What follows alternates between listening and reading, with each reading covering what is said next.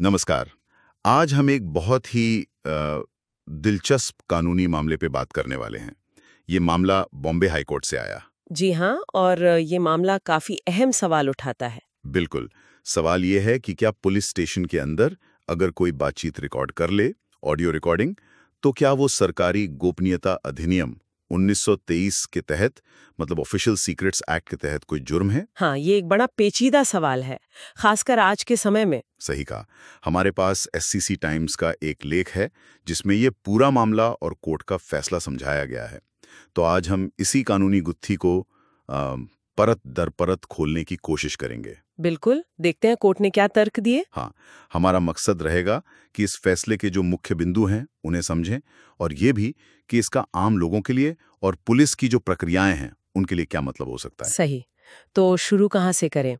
मामले की पृष्ठभूमि से? हाँ, वहीं से शुरू करते हैं। तो ये मामला जुड़ा है अहमदनगर के पथरदी पुलिस स्टेशन में दर्ज एक एफआईआर से। अच्छा। और फिर उस एफआईआर के बाद जो चार्जशीट बनी, उसे रद्द करवाने के लिए कोर्ट में याचिका डाली गई थी। ओके, तो ये एफआईआर रद्द करवाने की याचिका थी। हाँ। और जिन लोगों ने ये याचिका डाली उन पर आरोप क्या थे? आईपीसी की धारा 120B यानी आपराधिक साजिश। अरे, और धारा 506 यानी आपराधिक धमकी। ठीक है, ये तो आईपीसी की धाराएं हो गई। लेकिन जो सबसे अहम धारा थी जिस पर सारा फोकस था, वो थी सरकारी गोपनीयता अधिनियम 1923 की धारा 3। अच्छा, तो ओएसए की धारा 3 भी लगाई गई थी। इसी को लेके सारा विवाद हुआ होगा फिर। बिल्कुल। याचिकाकर्ताओं का तो सीधा कहना था कि भाई ये एफआईआर ही झूठी है, मनगढ़ंत है और बदले की भावना से हम पर लगाई गई है। ये तो काफी गंभीर आरोप है पुलिस पर। उनकी क्या कहानी थी? मतलब याचिकाकर्ताओं का पक्ष क्या था, विस्तार से? हाँ, ये जानना जरूरी है। देखिए, याचिकाकर्ताओं ने कहा कि असल में तो उनके साथ नाइंसाफी हुई थी। उन्होंने बताया कि 21 अप्रैल 2022 को 3 लोग उनके घर में जबरदस्ती घुस आए थे। अरे, और उस वक्त याचिकाकर्ता की माँ अकेली थी घर पर। उन लोगों ने माँ के साथ मारपीट की, धमकाया और छेड़छाड़ भी की। ये तो बहुत गंभीर बात है। बिल्कुल। और जब उन्होंने इसकी शिकायत पुलिस में की, तो पुलिस ने उनके मुताबिक इसे बहुत हल्के में लिया। सिर्फ एक असंज्ञेय मामला यानी नॉन कॉग्निजेबल या एनसी केस दर्ज किया। सिर्फ एनसी? इतनी गंभीर घटना पर? जी हाँ, यही याचिकाकर्ताओं का कहना था। एनसी का मतलब में पुलिस बिना वारंट गिरफ्तार नहीं कर सकती, जांच भी मजिस्ट्रेट की इजाजत से ही होगी। तो जब याचिकाकर्ता नंबर 1 ने इस पर सवाल उठाया, पूछा कि भाई इतनी सीरियस बात पर एनसी क्यों, तो जो जांच अधिकारी थे, आरोप है कि उन्होंने याचिकाकर्ता से बदसलूकी की। अच्छा। और मामला यहीं खत्म नहीं हुआ।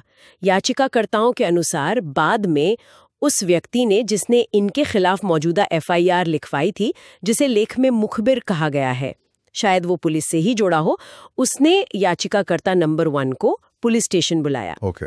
और वहां पे धमकाया कि तुम्हारी माँ ने जो शिकायत दर्ज करवाई है उसे वापस ले लो, वरना ठीक नहीं होगा। अरे बाप रे, ये तो सीधी धमकी हो गई। हाँ, और इसी धमकी भरी बातचीत को याचिकाकर्ता नंबर 1 ने अपने फोन पर रिकॉर्ड कर लिया, चुपके से। अच्छा, ये है वो रिकॉर्डिंग? जी हाँ।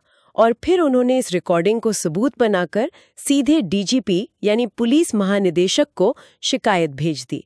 तो उनका तर्क ये था कि क्योंकि हमने पुलिस की कार्यप्रणाली पर सवाल उठाया, डीजीपी तक शिकायत की, तो हमसे बदला लेने के लिए ये झूठी एफआईआर दर्ज कर दी गई, जिसमें ओएसए की धारा 3 भी लगा दी। समझ गया। तो ये थी याचिकाकर्ताओं की कहानी की रिकॉर्डिंग सबूत के लिए थी और एफआईआर बदले की कार्रवाई। अब पुलिस का क्या कहना था इस पर, मतलब जो प्रतिवादी थे?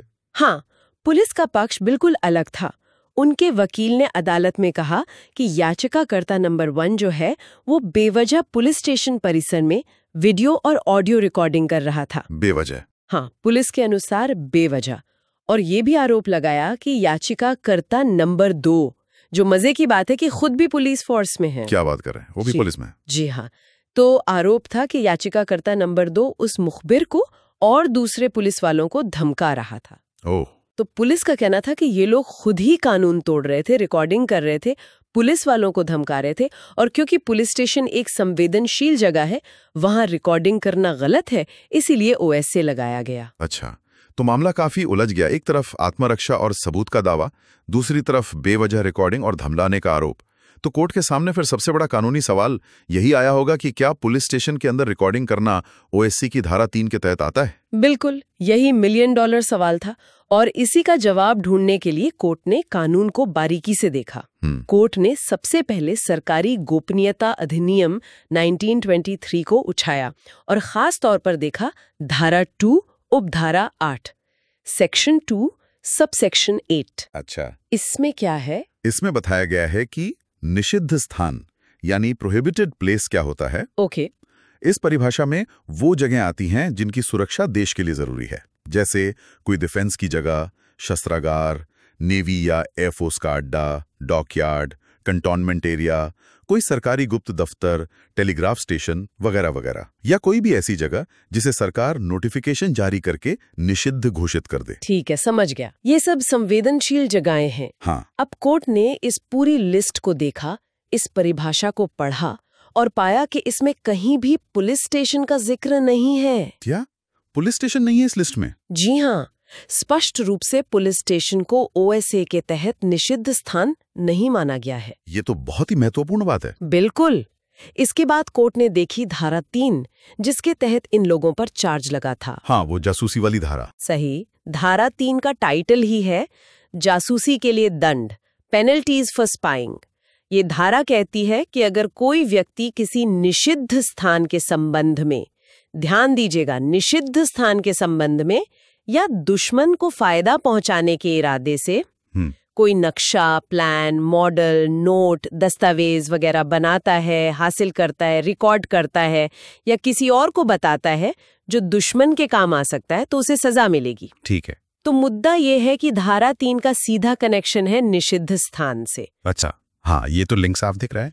तो क्योंकि कोर्ट पहले ही ये तय कर चुका था कि पुलिस स्टेशन धारा 2(8) के हिसाब से निषिद्ध स्थान है ही नहीं, हाँ, और धारा 3 मुख्य रूप से ऐसे निषिद्ध स्थानों में जासूसी या उससे जुड़ी हरकतों पर लगती है, तो कोर्ट इस नतीजे पर पहुंचा कि पुलिस स्टेशन के अंदर की गई ऑडियो रिकॉर्डिंग अपने आप में धारा 3 के दायरे में नहीं आती। मतलब वो जासूसी नहीं मानी जाएगी इस कानून के तहत?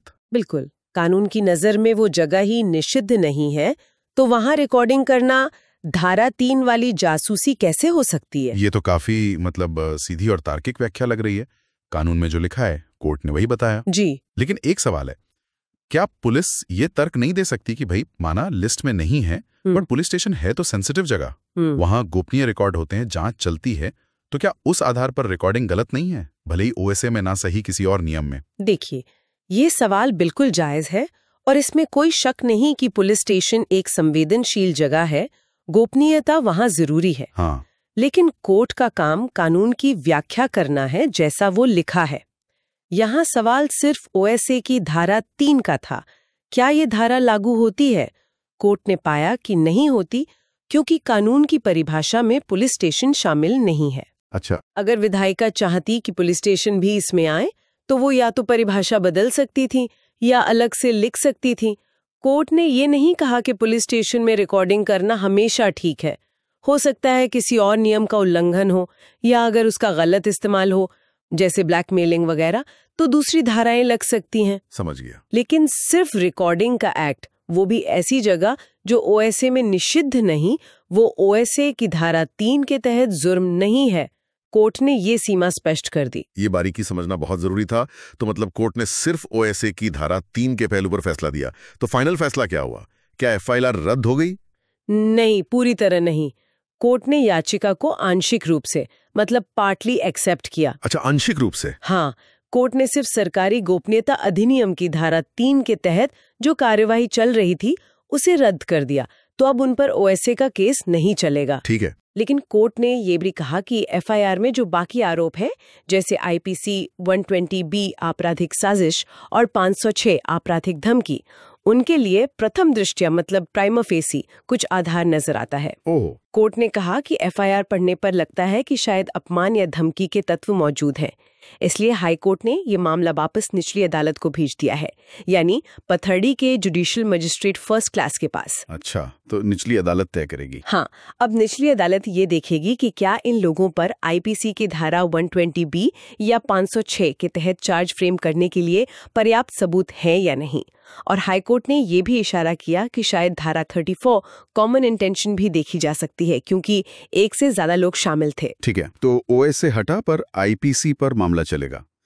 ये फैसला किस केस में आया, उसका नाम और तारीख भी बता सकते हैं? जी हाँ, ये केस का नाम है सुभाष रामभाऊ अत्रे बनाम महाराष्ट्र राज्य। सुभाष रामभाऊ अत्रे। हाँ, और इसका साइटेशन है 2024 SCC ऑनलाइन बॉम्बे 3200।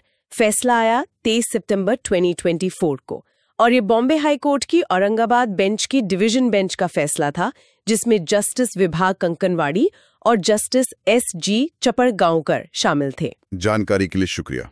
अच्छा, वो SCC टाइम्स वाले लेख में एक और चीज थी, नए कानूनों का जिक्र था। हाँ, वो भी एक अहम पॉइंट है। क्या था वो? BNS और BNSS। हाँ, लेख में बताया गया है कि जो मौजूदा आईपीसी और CRPC की धाराएं इस केस में लगी, उनके जैसी ही धाराएं नए प्रस्तावित कानूनों में भी हैं।